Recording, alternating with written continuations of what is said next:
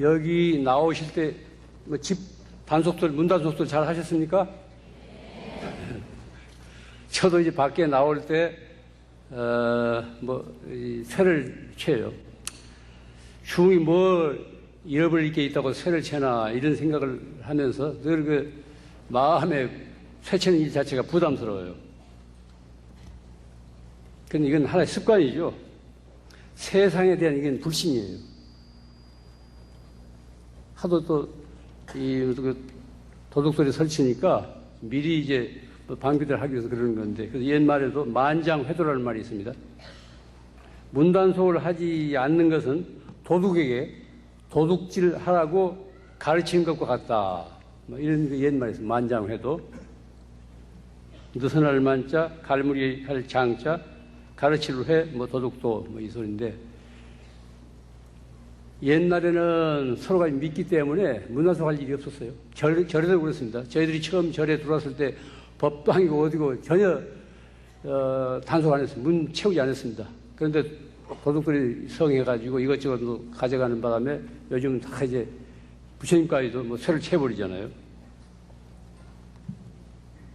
이 사람들은 대개 제 자신부터 물건을 보면은 가지고 싶은 그런 욕심을 내요. 또 남이 가진 것을 자기도 가지고 싶어 합니다. 그 인지상정입니다. 참으로 우리가 단속해야 할 것은 이 문만이 아닙니다. 우리 마음도 단속이 돼야 됩니다. 어떤 의미에서는 문 단속보다는 마음 단속을 더 잘해야 됩니다. 한 생각 불쑥 일어나는 데서 온갖 갈등과 시비와 혹은 그 생사에 갈림길이 벌어집니다. 내 마음이지만 내가 불쑥 한 생각 일으키게 되면은 천당도 이룰 수 있고 지옥도 이룰 수 있습니다. 그렇기 때문에 문단속에 못지않게 마음 단속도 할 수 있어야 됩니다. 누군가 이런 말을 했어요.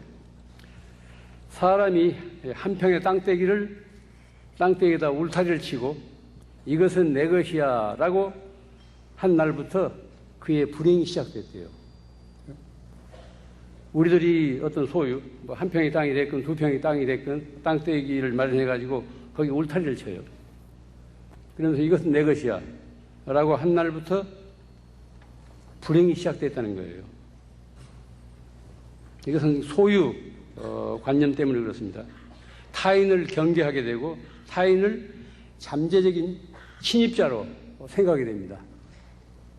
내가 아무것도 갖지 않았더라면 그런 일이 없을 텐데 내가 무엇인가를 가졌기 때문에 공연히 무고한 타인을 그렇게 침입자로 생각하게 됩니다. 우리가 무엇인가를 간다는 것은 그것이 물건이 됐건 집이나 혹은 가구가 됐건 혹은 명예가 됐건 그만큼 거기에 얽매이게 돼요. 그럼 거기에 얽매이게 됩니다. 많이 가지면 많이 가질수록 많이 얽힙니다. 소유의 대상으로부터 우리가 소유를 당합니다. 이사하려고 이제 짐을 이것저것 챙길 때 가지고 가기는 이게 이제 짐스럽고 누구 주기는 아깝고 이런 물건들이 적지 않을 겁니다.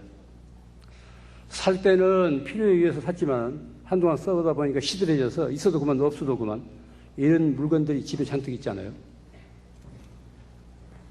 이것은 살 때 우리가 그 물건을 사들일 때 한번 곰곰이 생각했다면은 그런 부담이 없었을 거예요.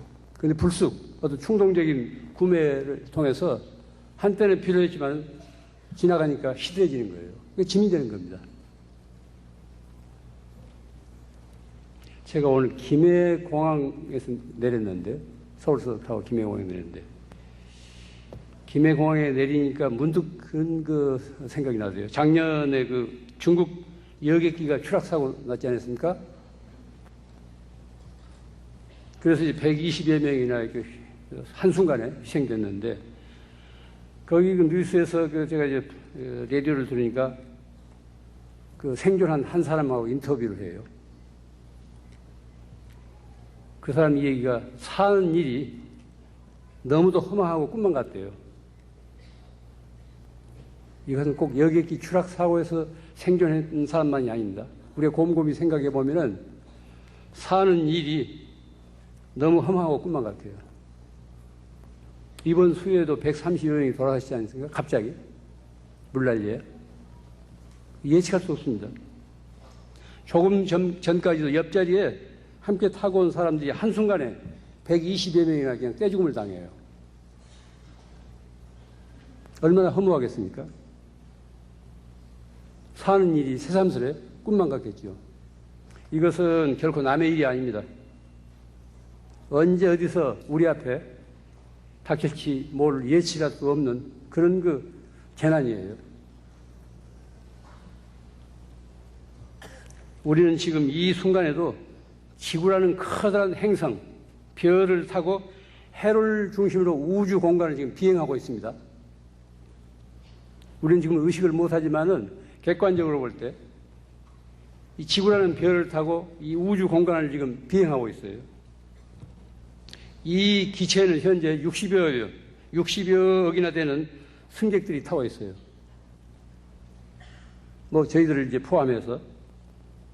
그런데 이 승객들이 제정신을 차리지 못하고 지나치게 쓰고 함부로 버리고 마구잡이로 허물고 더럽히기 때문에 이 행성이 언제 이 폭발할지 알 수 없습니다. 요즘 뭐 기상 이변을 보십시오. 기상 전문가들 말에 의하면은 뭐 지구 온난화는 건 한마디로 해서 이제 과습이에요.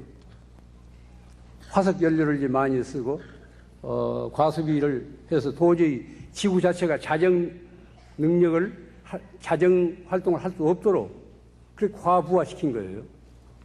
그래서 모든 것이 정상을 이탈하기 때문에 그런 현상이 일어난 겁니다. 이런 현상은, 이런 재난은 갈수록 심해질 거래요.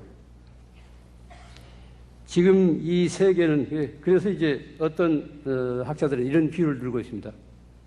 지금 이 세계는 가속도가 붙은 채 내리막길을 걷잡을 수 없이 달리고 있는 이 기차와 같다는 거예요.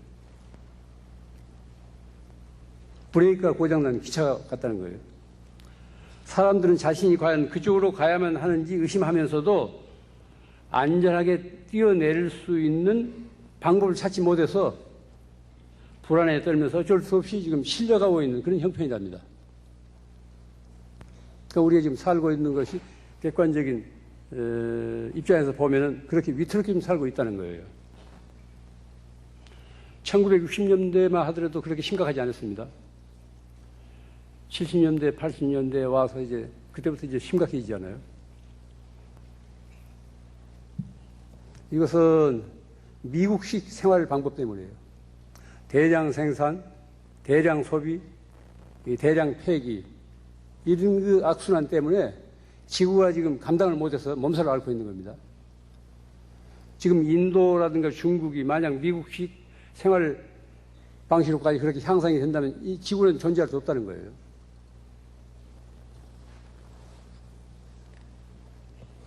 우리가 산다는 것은 한 사람 한 사람에게 주어진 행운입니다. 지금까지 우리가 살아오면서 몇 차례 알건 모르건 죽을 고비들을 거쳐왔어요. 병을 앓았건 사고 직전에 사고에서 모면했건 간에 하여튼 지금까지 우리가 살아왔다는 것은 하나의 행운이에요. 그 행운은 항상 지속되는 것이 아닙니다. 이건 한시적이고 한정되어 있어요. 우리가 지금 살아있다는 것은 참으로 고마운 은혜입니다. 살아있기 때문에 오늘 이 자리에서 이렇게들 만났습니다. 일찍 가버리는 사람들과는 다시 만날 기약이 없기 때문에 이 아쉽고 슬픈 거죠. 그러나 이런 만남도 영원히 지속되는 것은 아닙니다. 모두가 한때일 뿐이에요. 저도 오랜만에 여기 오면서 7년 만에 왔다든가 이제 맑고 10주년 기념으로 이제 한 바퀴 돌아야 된다고 해서 할 수 없이 이제 따라 나섰는데 다 늙어가지고 여기저기 뭐 행상처럼 다니면서 뭐 이 얘기 한다는 게 그 쑥스럽고 또 미안하고 할 얘기도 없고 그래서 이것이 내 생애에서 마지막 순회 강연이 되겠구나 이렇게 속으로 짐작을 했습니다. 한때라는 게 소중합니다. 늘 지속된다면 얼마나 있어요? 모든 게 늘 지속된다면 얼마나 지겹겠습니까? 다 한때예요. 한때이기 때문에 늘 새로울 수 있다고. 그 한때라는 걸 알아야 됩니다. 옛 글에 꽃이 피고 지기 또 한 해 한평생 몇 번이나 둥근 달 볼까. 그러면 옛 시가 있어요. 꽃이 피고 지기 또 한 해 한평생 몇 번이나 둥근 달 볼까. 달 들어보세요? 별 보세요? 별 볼 일 없는 사람들이라서 별을 못 본다고. 또 지난 여름엔 날마다 그 비가 와가지고 못 봤는데 얼마 전에 날이 좀 쌀쌀하니까 그렇게 별이 영롱하게 돋았어요. 달도 있었고. 오랜만에 별과 달을 보니까 그렇게 반갑더래요. 그렇게 반가워요.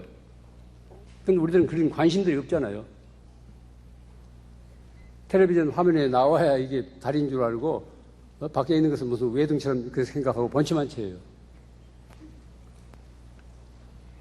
달과 별을 본다는 건 적은 일이 아닙니다. 한 끼 밥을 굶고라도 달과 별을 볼 수 있으면 그건 잘 사는 거예요. 그런 우주의 신비, 그 밤하늘의 수놓인 그런 아름다움을 통해서 상처받은 우리가 치유됩니다. 낮 동안에 닳아진 우리 심성이 다시 회복됩니다. 꽃이 피고 지기 또 한 해 한평생 몇 번이나 둥근 달 볼까. 우리는 지금 이 자리에서 이렇게 살고 있습니다. 지금 살아있다는 사실에 거듭 감사하십시오. 한때인 그 행운을 헛되이 낭비해서는 안 됩니다. 현대 사회를 소비사회라고 그러잖아요. 소비사회. 대형 할인 매장들이 도시마다 있습니다. 구멍가게가 잘 안 돼요. 소비사회는 늘 새 것을 숭배합니다. 새 것. 이마트 갔건 무슨 제트마트에 갔건 늘 새 것을 숭배해요. 남들이 안 가진 좋은 물건을 사놓고도 더 좋은 새로운 물건을 소유한 사람들을 부러워해요.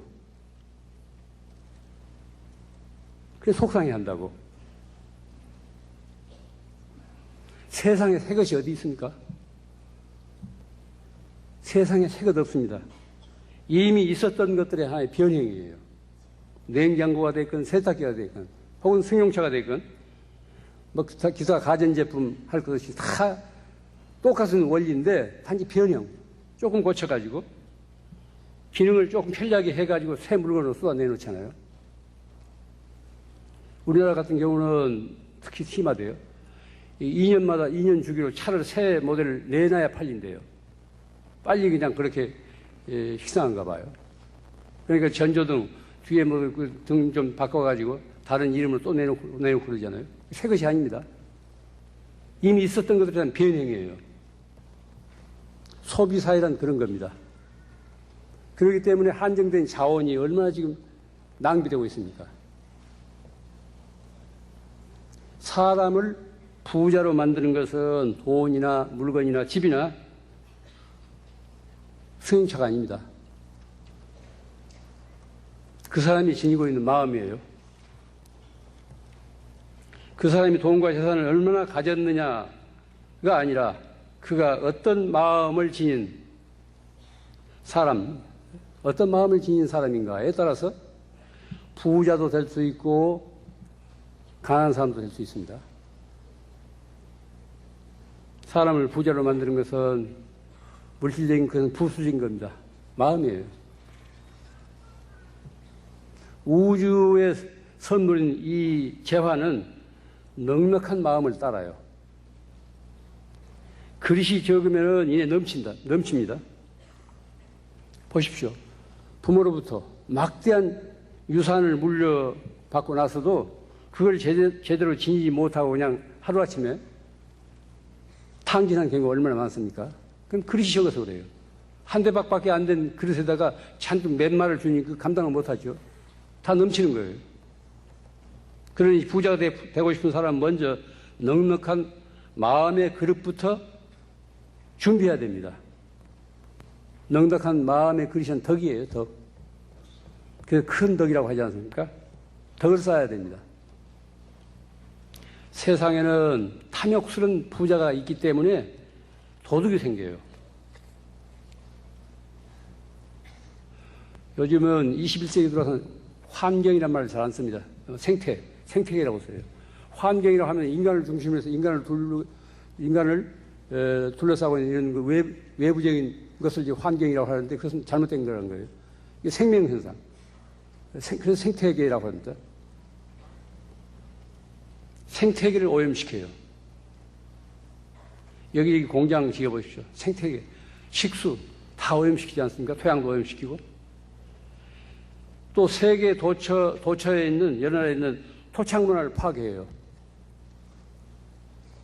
각 지역의 어떤 그 나름의 수천 년 지내오는 그 토착 문화가 이 자본주의 체제, 대량 생산, 대량 소비, 대량 폐기 이 사이클 셋은 다 해체되고 있습니다. 파괴되고 있어요.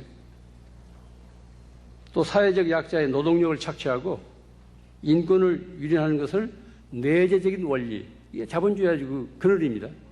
좋은 점도 있지만 이런 그늘도 지니고 있다는 겁니다.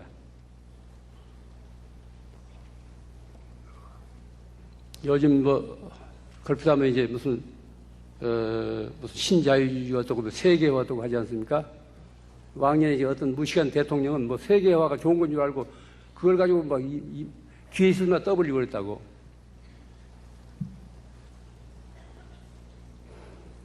신자유주의, 소위 새 자유주의라는 거예요. 신자유주의 세계화 경제는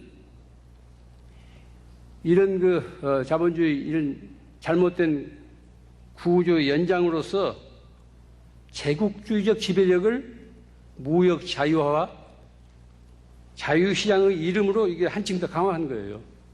세계적인 다 양심 있는 학자들이 다 그래서 이 세계화를 반대하는 거 아닙니까? 이번 멕시코 캔쿤에서 우리 농민 한 사람이 가서 자살하고 그랬는데 양심 있는 사람들은 다 세계화를 반대해요. 다 미국식으로 다 이제 미국 자기들이 한마디로 해서 강대국들이 이 약속을 다 자기들 시장으로 만들겠다는 거예요.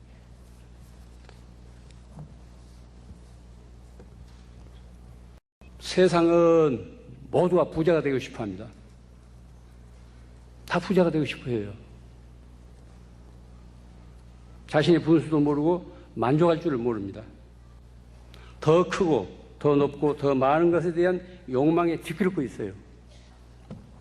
그럼 많이 가질수록 행복합니까? 한번 집에서 이렇게 집안 살림살이를 되돌아보십시오. 그 전에 없어서 구해놨는데 이것저것 구해놨는데 그게 행복한가?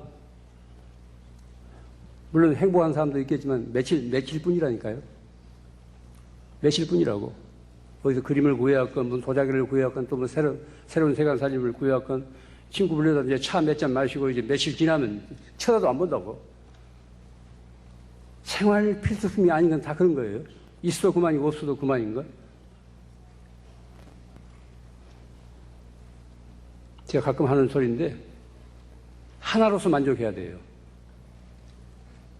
하나로서 만족하지 않고 둘이나 셋을 가지라고 하면 원래 가진 하나조차도 없어진다니까요. 그 살뜰했던 마음이 어디로 소멸돼요. 그건 누구나 일상적으로 경험할 겁니다. 적게 가진 게 이 흉이 아닙니다. 뭔가 갖고 싶어 하는 희망사항을 지닐 수 있어요. 그런데 무슨 갖고 싶다고 해서 즉각 그 자리에서 가져보세요. 며칠 뿐이라니까요. 그 짐이에요, 짐. 생활 필수품이 아닌 것은 다 그렇습니다. 그러니까 주부들이 시장에 갈 때 그런 각오를 해야 돼요. 또 든든하게 먹어야 되는데 배가 고프면 이것저것 그냥 살 것 안 살 것 잔뜩 그냥 쑤셔 넣고 오는데 배가 부르면은 이렇게 뒤로 쳐져가지고 한참 이리지 따지니까 속지 않아요. 많이 가질수록 행복하지 않습니다.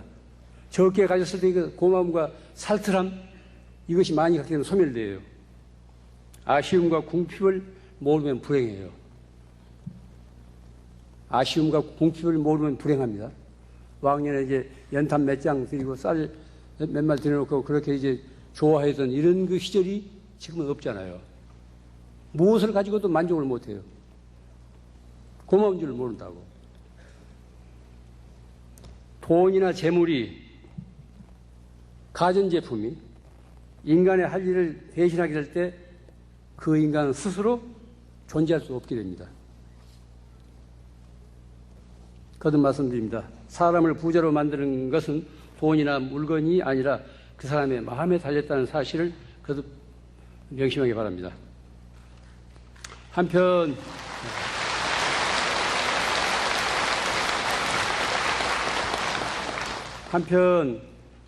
이 부자가 되고 싶어 하지 않는 사람들이 세상에 간혹 있어요. 그런 괴짜들이 있다고. 그런데 부자가 되고 싶지 않는 사람은 사실 가난하다고 할 수 없습니다.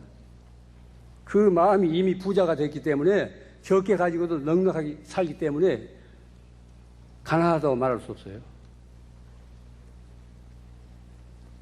물건 귀한 줄 알고 고마운 줄 알고 그렇게 살아야 되는데 우리는 그걸 잃고 있어요. 너무나 많은 것을 가졌기 때문에. 스스로 이제 맑게 살려고 하는 사람들, 자기가 선택한 가난이에요. 불필요한 걸 갖지 않는, 꼭 필요한 것만 갖겠다는 이런 그 생활 신조를 가지고 사는 사람들에는 절제의 미덕이 있어요. 스스로 자기 욕망과 욕구를 스스로 억제하고 절제하는 거예요. 그들은 밖으로 드러내어 과시하기보다는 안으로 맑고 소중하게 간직하면서 누릴 줄을 압니다. 자기에게 주어진 상황을 누릴 줄 알아요. 즐길 줄 알아요. 또 무엇보다 마음의 평안을 원합니다. 마음의 평안, 이게 제일입니다. 뭘 잔뜩 쌓아놓다 하더라도 모든 것이 다 갖춰져 있다 하더라도 마음이 불안해 보세요. 그게 가시방석이라니까. 내 마음이 편안해야 돼요. 마음이 편안하면 설사 뭐 갖출 걸 갖추지 못했다 하더라도 누구 원망할 것도 없고 자기 분수를 자기가 스스로 알게 됩니다. 이와 같은 절제의 미덕을 배우려면 우선 적은 것으로서 만족할 줄 알아야 됩니다. 적은 것으로서 만족하고 감사하면서 살아가는 기술을 익혀야 돼요. 이 살아가는 것도 하나의 기술입니다. 공장에서 뭘 만든 것만이 기술이 아니고 우리가 인생을 살아나가는 이것도 하나의 기술이에요. 먼저 우리들의 삶에 무엇이 중요한가를 알아야 합니다. 무엇이 진짜 내 삶에 우리 집안에 무엇이 가장 중요한 일인가 이것부터 알아야 돼요. 우선순위가 결정돼야 됩니다. 무엇이 가장 중요한 일인가? 어디에다 가치 부여할 수 있는 일인가? 어디에도 얽매이지 않고 자유롭게 사는 법을 배워야 됩니다. 어디에도 얽매이지 않고 자유롭게 사는 법을 배워야 돼요. 자유롭게 사는 법을 배우지 못하면은 그의 삶은 영원히 빈 껍질로 쳐지고 만다고. 겉으로는 화려하더라도 알맹이는 아무것도 없어요. 괜히 포만 재다가 한 인생 끝나는 거예요. 또 삶의 하나의 기술로서 남과 비교하지 마십시오. 남과 비교하지 마세요. 저마다 자기 몫이 있잖아요. 얼굴이 다 각각 달라. 또 처지가 각각 달라. 자기 개성이 각각 달라요. 그러니까 어떤 누집의 엄마, 누집의 아빠는 이 세상에 단 한 사람밖에 없는 그런 독특한 독립된 존귀한 존재입니다. 따라서 각자의 삶의 양식이 달라요. 비교하지 마세요. 비교하면 괜히 부질없는 일인데 부질없는 일 비교하게 되면 자칫 시기심이 생기고 또 기죽게 되고 그런 부작용이 있어요. 나는 나답게 살면 되는 거예요. 내가 왜 누구를 닮아? 그렇다고 남한테 끼치지 않으면 되는 거지. 뭐 우리 집은 우리 집답게 살면 되는 거예요. 한 달에 수입이 100만 원이건 80만 원이든 그 안에서 살면 된다고. 왜 남과 비교해요? 그 안에서 살 줄 알아야 합니다. 그 안에서 얼마나 행복하게 살 수 있다고. 그 전에 비하면 얼마나 여건이 좋아지지 않습니까? 외부적인 여건은 얼마나 좋아졌습니까? 그런데 안으로 사람의 가치는 옛날에 비해서 훨씬 좀 하락하고 있다고요. 그건 우리는 허욕 때문에. 남과 자꾸 비교해서 넘어다 보고, 누구 집 아버지는 한 달에 얼마 버는데 우리 아빠는 뭐 얼마밖에 못 버는다고 이래가지고 자기에게 주어진 복까지도 감당을 못하고 그냥 흩어버리잖아요. 그건 어리석은 짓이에요. 남과 비교해서는 안 됩니다. 저마다 자기 인생을 자기가 살 줄 알아야 돼요. 둘째로, 무엇이든지 마음에 든다고 해서 그 자리에서 성급하게 움켜쥐지 마세요. 그 자리에 성급하게 움켜잡게 되면 곧 후회가 따릅니다. 움켜쥐기보다는 쓰다듬어요. 내가 꼭 사드리지 않는다 하더라도 보고 즐길 수 있으면 된다니까. 좋은 그림이라든가 조각이라든가 뭐 글씨라든가 내 집에, 우리 집에 들여놓지 않는다 하더라도 박물관이나 어디 미술관이나 보면 되잖아요. 꼭 내 것만 만들어야 직성이 풀린다는 건 욕심이에요. 그 간수하기 귀찮아하잖아요. 도둑맞기 귀찮아가지고. 또 없는 돈이 왜 그걸 사? 보고 즐기면 돼요. 눈만 있으면 된다고. 어디든지 가서. 뭐 보관할 수고도 없이. 도둑맞을 걱정도 없이. 그렇게 살아야 돼요. 없는 사람들은, 많은 사람들은 이제 사야 되겠지만은, 남과 비교하지 말라니까 눈만 갖추세요.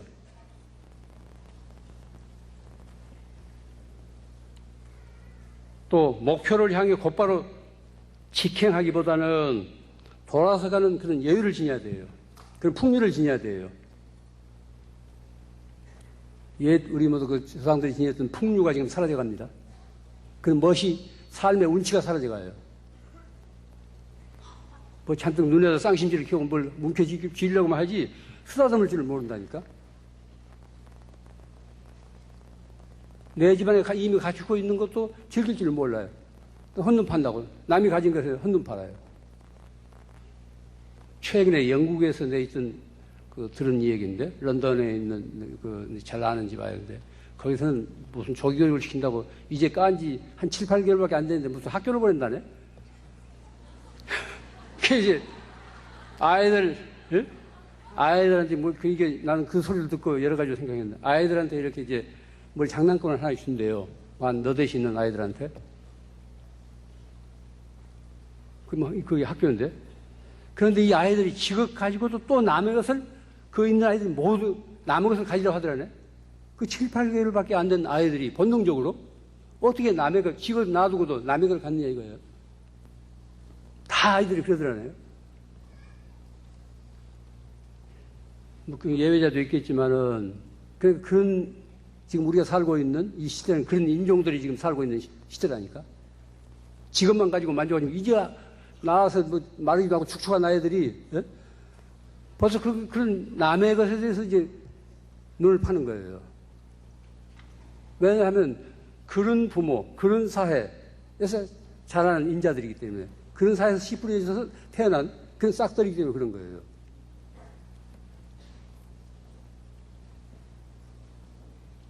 또 어떤 사람이 좋다고 해서 금방 전화질을 하고 다가서 보다는 이만치서 떨어져서 바라보면서 그리움을 익히는 그런 그 삶의 기술도 필요해요. 참고 견디면서 어떤 그리워하고 좀 슬프기도 하고 뭐 옛날 유행가 가사에 나온 그런 그 심경도 느껴야 되는데 너무 맹송맹송해가지고 그냥 즉석에서 모든 걸 해결하려고 해요. 이게 현대 우리들입니다. 잘못된 삶의 기술이에요. 사람은 그리움이 있어야 돼요. 아쉬움도 있어야 된다고. 그런 과정을 통해 사람이 맑아지잖아요. 자기가 정화가 된다고. 그건 그린 것도 없고 아쉬운 것도 없고 그런 완전 배부른 돼지가 되는 거죠. 특히 이제 엄마들이 조심해야 돼요. 이제 경제권도 다 엄마들이 가지고 있잖아요. 그 이제 아버지들이 큰 소리 못 치는 게 이제 다 이제 뭐 회사에 바로 이제 엄마들 통장으로 다 집으로 넣어버리니까 이게 이제 그전에는 뭐 삥땅도 뜯고 했는데 이제는 그런 기회가 없다는 거예요. 그 경제권이 주부들한테 이양되니까 주부들이 그렇게 이제 목에 힘을 주는 거예요. 그 대신 엄마들이 진짜 똑똑해져야 돼요. 엄마들이 정신 바짝 차려야 돼요.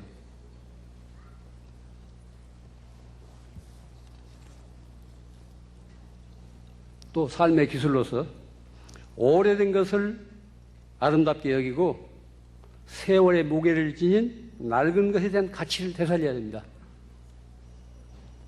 우리 집안에 한번 돌아보세요. 할머니 때부터 할아버지 때부터 내려오던 그런 가구가 몇 개나 있는지, 할아버지 때부터 혹은 그 할머니 때부터 또 아버지가 쓰시던 그 물려받은 그런 가구가 몇 개나 있는지 돌아보세요. 낡은 것에 대한 소중함을 알아야 된다고. 세월의 무게는 무엇으로 대응할 수 없습니다. 그 세월 아니고는 대체할 수 없어요. 그런 세월의 무게를 지닌 그런 낡은 것에 대한 가치를 우리가 새롭게 되살려야 돼요. 받아들여야 돼요. 모두가 이제 새 가구만 들이는 무슨 그 집안이 무슨 훈훈하겠어요? 어디 상처나고 어디가 다리가 한쪽이 모두 떨어져 나갔다 하더라도 집안에서 이제 어른들 대대로 써내려오는 그 가구 같은 거 지냈다는 것은 단지 가구가 아니에요. 그 집안의 어떤 가훈이라든가 가풍이라든가 그런 까지도 전승이 되는 거예요. 꼭 필요한 것만을 가지고 그것도 최선으로 가져야 됩니다. 그래야 귀해요. 고마워요. 그것을 소중하고 아끼게 쓸 줄 알아야 됩니다. 결코 이런 그 생각은 낡고 소극적인 그런 그 생활 방식이라고 생각하지 마십시오. 중지자식이 저는 그렇게 사니까 이제 다 그렇게 살았는데 어떻게 다 그렇게 살아 이렇게 생각할지 모르지만은 이것은 오늘날 지구 생태계의 위기 앞에서 새로운 뜻을 갖는 이 지혜로운 삶의 철학이에요.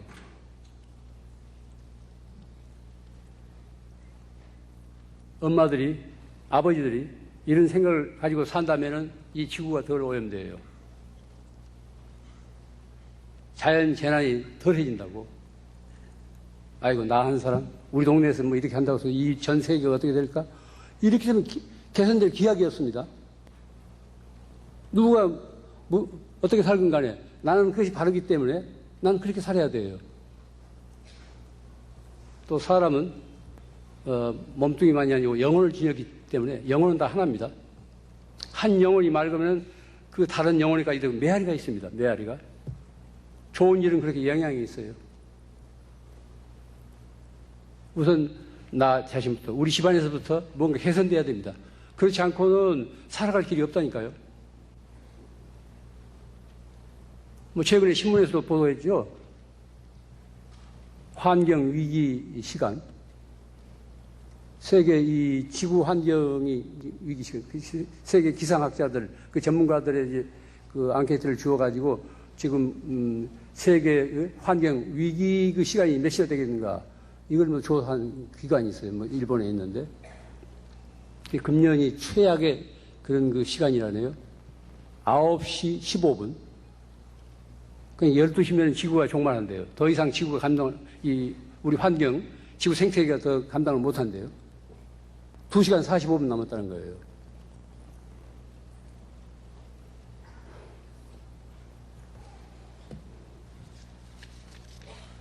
과거, 현재, 미래를 통해서 이 세상의 모든 현자들은, 부처나 보살들은 간절한 원을 세우고 살았습니다. 저마다 간절한 원을 세우고 살았다고요. 뭐 불교에도 뭐 사홍서원이 있고 열의 10대 바라보면 뭐 이런 게 있지 않습니까? 신앙생활을 하건 안 하건 저마다 자기 원이 있어야 돼요. 간절한 소망이 있어야 됩니다. 어떤 성인이 되고 나서 원을 세우는 게 아닙니다. 그 원의 힘으로써 성인이 된 거예요. 부처나 보살이 되고 나서 원을 세운 것이 아니라 그 서원의 힘으로서 부처와 보살이 됐다니까요. 이걸 명심하십시오. 가끔 기도들을 하십시오. 기도. 이건 삶의 재충전이에요. 뭐 절에서 꼭 기도 뭐 동참해서 그런 기도만이 아니고 꼭 절에나 교회만 가서 기도하는 거 아닙니다.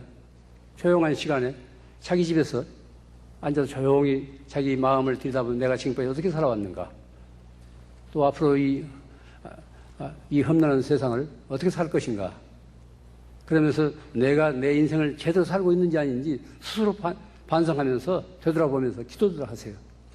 자기 정하는 그런 그 맑은 시간이 없으면 사람이 그냥 시들해집니다. 그냥 속물이 되고 만다고. 자기 정화하는 시간이에요. 자기 자신을 가장 맑고 투명하게 세척하는 그런 그 시간입니다. 기도를 하십시오. 꼭 관세음보살 무슨 남아미사를 불러야 기도가 되는 거 아닙니다. 아무 잡념 없이 간절한 마음으로 맑은 마음으로 앉아서 그렇게 자기 자신을 들여다보세요. 자기 삶을 들여다보세요. 그것도 기도입니다. 이런 걸 통해서 삶이 재충전돼요.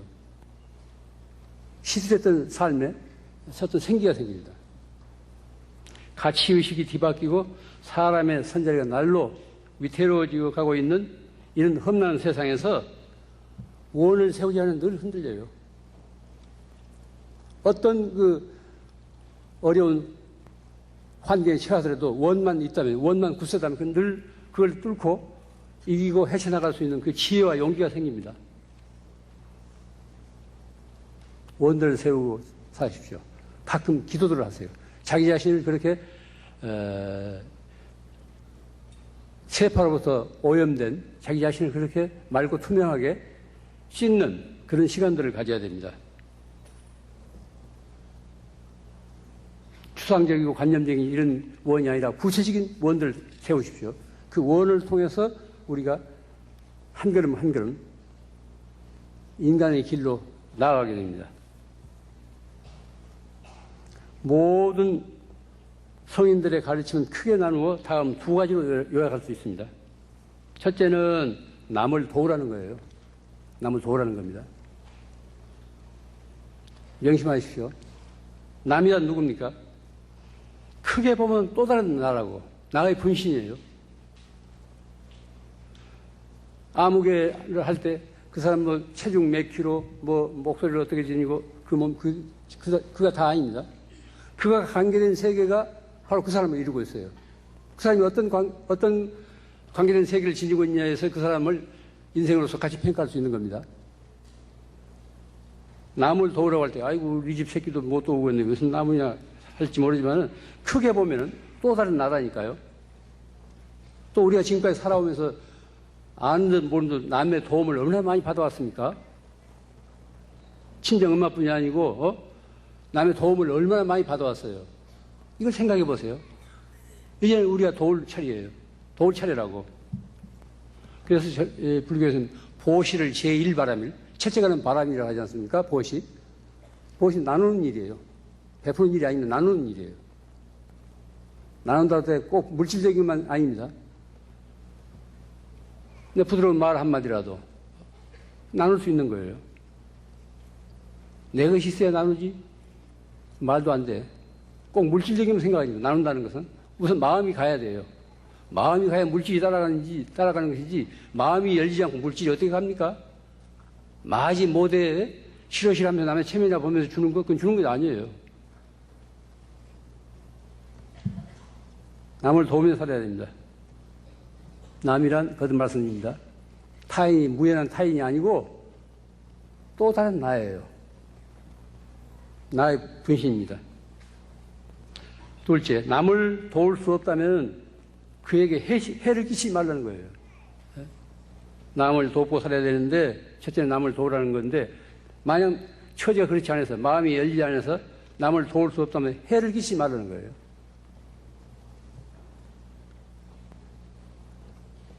남을 도우면 도움을 주는 쪽이나 받는 쪽이 다 같이 충만해집니다.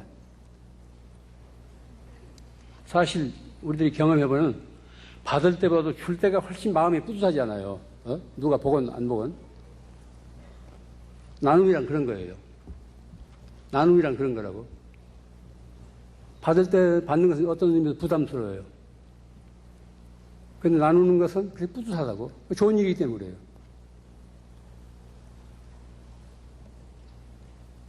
우리는 하루에도 며칠씩 거울을 들여다봅니다. 여기 오실 때도 이제 저 현품 대조한다고 뭐 거울들 몇 번 들여다보고 찍고 바르고 이제 뭐 찍고 바르고 그랬겠죠? 뭐 좋은 일이에요. 그러나 정작 그 얼굴의 실체인 자기의 내면의 얼굴, 속 얼굴도 들여다보세요. 예? 겉으로 이제 이 거울에 나타나는 그 얼굴, 그건 가짜예요. 이건 진짜 내 얼굴이 아니라니까요. 거울에 나타나지 않는 속 얼굴도 들여다볼 수 있어야 된다니까요. 요즘 그런 거울이 많이 나와 있잖아요, 시중에. 어? 그러니까 이제부터는 거울을 들여다볼 때 거죽의 얼굴만 보지 말고 자기 속 얼굴도 볼 수 있어야 됩니다. 문단속은 잘 하면서도 마음 단속은 까맣게 잊어버려서는 안 됩니다. 내가 내 인생을 순간순간 어떻게 맞이하고 있는가, 늘 그걸 반성해야 돼요. 인생은 행운이라고 그랬습니다. 그 사람에게 주어진 행운이에요. 우리가 지금 살아있다는 것 자체가. 내게 주어진 한정된 시간과 기운을 어떻게 내가 지금 소모하고 있는가, 어떻게 쓰고 있는가? 밝은 쪽으로 쓰고 있는가, 어두운 쪽으로 쓰고 있는가? 화내는 쪽으로 쓰고 있는가, 웃는 쪽으로 쓰고 있는가? 이건 늘 살펴야 됩니다. 내게 주어진 한정된 시간이에요. 무한한 시간이 아닙니다. 또 에너지를, 체력을 어떻게 내가 지금 소모하고 있는가? 또 오늘 만난 이웃을 내가 어떻게 대했는가? 오늘 내가 만난 이웃을 내가 어떻게 대했는가? 이것을 살펴야 됩니다.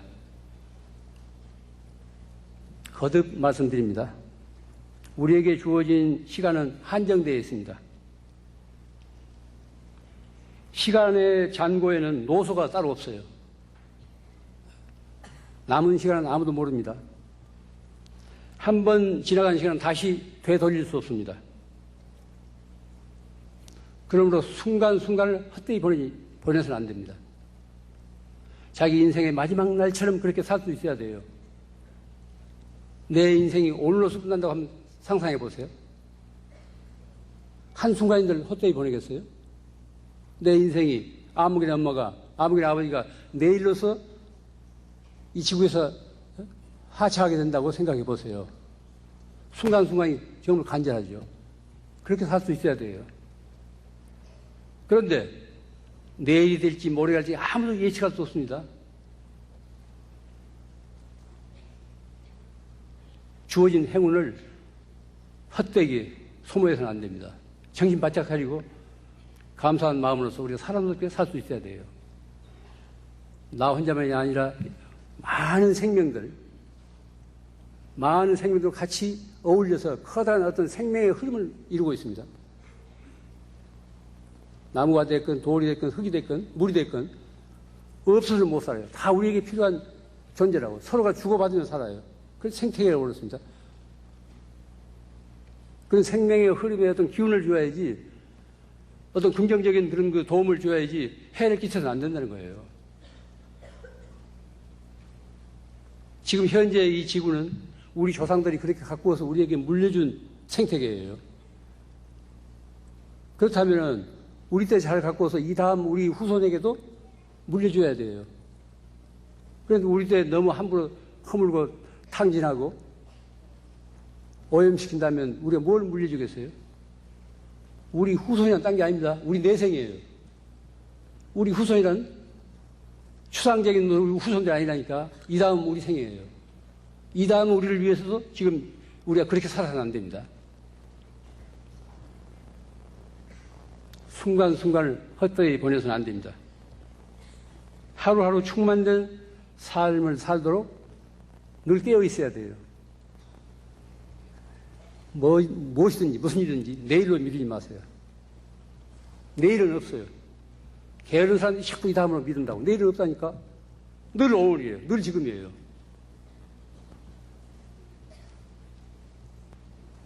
내일 없습니다. 늘 지금이라니까요. 마음 먹었으면 지금 단박 해결이 돼야 돼요. 오늘 저를 만난 인연으로 해서 혹시 그동안에 소원했던 친구 사이라든가 이웃이 있다면은 오늘 가서 마음을 풀어버리세요. 그러면 좋은 날이 됩니다.